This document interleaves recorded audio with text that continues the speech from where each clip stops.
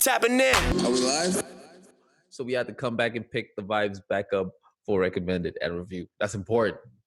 That's right. Thank you, bro, for letting us know how we about to get into this, man. This is All the Way Live. This is recommended and review. Today we bringing you the off season, J. Cole.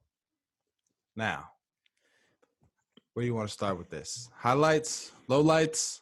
I mean, we have structure, we have structure over here. So how we usually break it down, split up our highlights, lowlights, does a crack out top five and what our rankings are of it. But like, personally, I'm a big Cole fan. Admittedly, I'm a big Cole fan. We've been listening to Cole for a long time. I started listening to J. Cole in 2009, 2010. The first song, for real.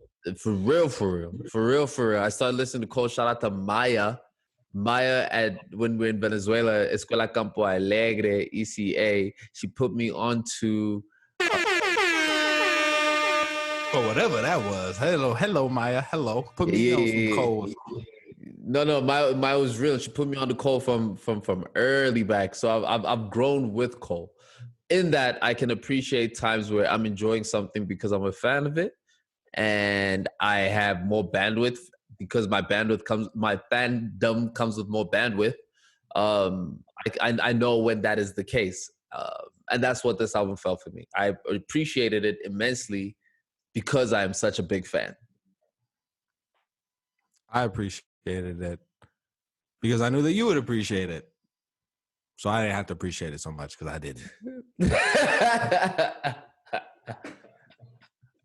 I'm playing.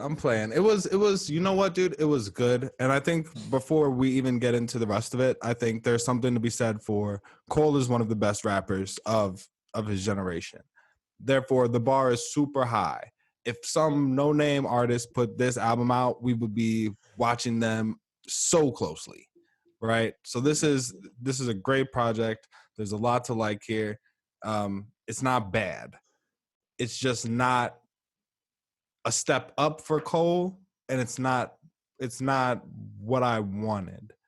And I didn't go into it with too high of expectations, right? So before we get in too deep though, what were some of the highlight tracks for you? Highlight tracks, Applying Pressure. And if you want to keep it a bean, I'm long overdue my flowers on that Applying Pressure thing, bro. I'm seeing it everywhere now, and I haven't had anybody appreciate me for that, but that's another story for a different time. Right now, my favorite Get your IP, people. Get your IP. You know what I'm saying? Before they steal your AP. I dug Close. Let Go of My Hand I thought was nice and vulnerable. I thought Punching the Clock was a nice technical show. A technical flex. My Life was dope. Amari is dope. There's a lot of this is by in no means a bad album. If you're just gonna go from percentage of enjoyable tracks and you go to what Cole was trying to achieve in just being a lyrical miracle, I am here for that lyrical miracle. So I will take that, especially when it comes from an artist like Cole that I appreciate. So it's hard to pick one highlight for me, is what I'm saying. But definite low light was that 100 mil. There's a lot of auto tune on this album. Lots of auto tune that I could do without. Lots of auto tune. Yeah, I feel that. The auto tune was a low light for me too. But as far as highlights, I'll say that it was really dope. To your point of Cole just being that lyrical guy, there are some dope verses on here, right? They're just not always in songs that I like. You know, there's a lot of things that I like about the album. The 95 South, the Cameron, just his presence, the hearing Cole just on some fire intro, braggadocio, you know, rather than the kind of introspective intros that we usually get from him. I thought was dope. That was refreshing to hear. But as I got deeper into the album, I kept finding myself liking things about songs, but not loving the whole song. There are a lot of he plays with structure a lot on this album. So there are a lot of songs that are really just him talking shit into the mic and then rapping one verse and then talking some more shit, right? Or like there'll be some type of drum breakdown and maybe like a bridge, but then it just kind of fades out. And then there are other songs that are, you know, have verses and hooks and choruses. And I found myself liking aspects and particularly liking the verses that didn't have, wishing the verses that were really good, that didn't have choruses, had choruses, and wishing some of the songs that had choruses could have left out some of the bridges and some of the extra stuff. So I think there's a lot here that is good, but the way it came together just didn't work for me. If we have to rank this with, on the list of Cole's albums, and let's say studio albums, which would be starting from, let's put Friday Night Lights. Let's say starting from Friday Night Lights all the way up to KOD, which was the last. I think my ranking would go Born Sinner, Forest Hills, then Friday Night Lights, For Your Eyes, Friday Night Lights, KOD, For Your Eyes, this, and then Sideline Story. I don't like Silent Story that much. I can tell. I can tell. But a big part of why I didn't personally like Sideline Story that much was because I'd heard a lot of the best tracks on it a long time before the album came out. Blow Up, Climb Back.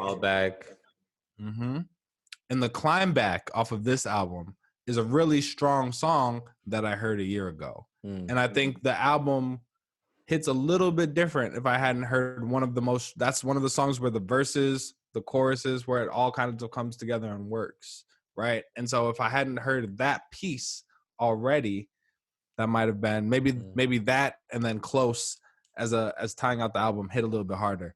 So I'm not sure. How did you feel about Hunger on Hillside, that last track?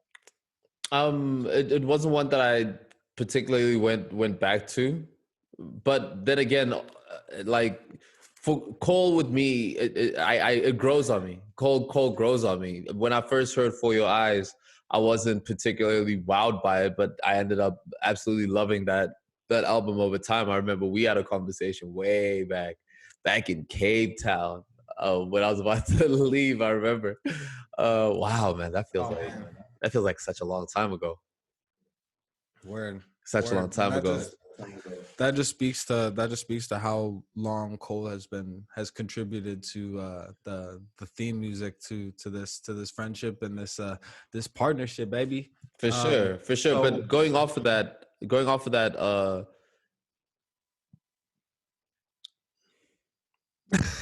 yo. Hold up. I was just gonna really quickly say that I think for me, I'm gonna give it 3 out of 5 mics. This is okay. above average for me. Yeah. But it isn't a 4 or 5. I didn't finish it the first time feeling like I got one to get me through the next couple months. Yeah. But it's cool for Cole. It's cool for Cole. So 3 out of 5 mics for me. And yeah, man, I don't think this breaks into my top 5 albums of the year yet, but we'll see. We'll see. I stand behind you. Even the 3 out of 5. Going into the ranking of the albums, I do put KOD over. So it's Born Sinner first. After Born Sinner, it is Forest Hills, and then Friday Night Lights, and then Friday Night Lights, and then KOD. No, and then For Your Eyes, and then KOD. Gotcha. Yeah, like that. Gotcha. Gotcha. Yeah, you must love folding clothes, brother. I want to fold clothes for you.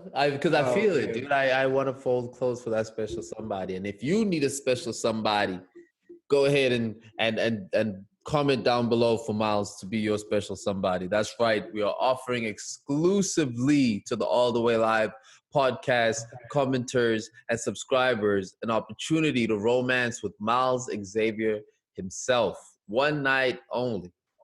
Go ahead, Miles. How did the person more critical of clothes become of Cole become the clothes folder? I'm not sure how this happened. But that being said, I want to fold clothes, please.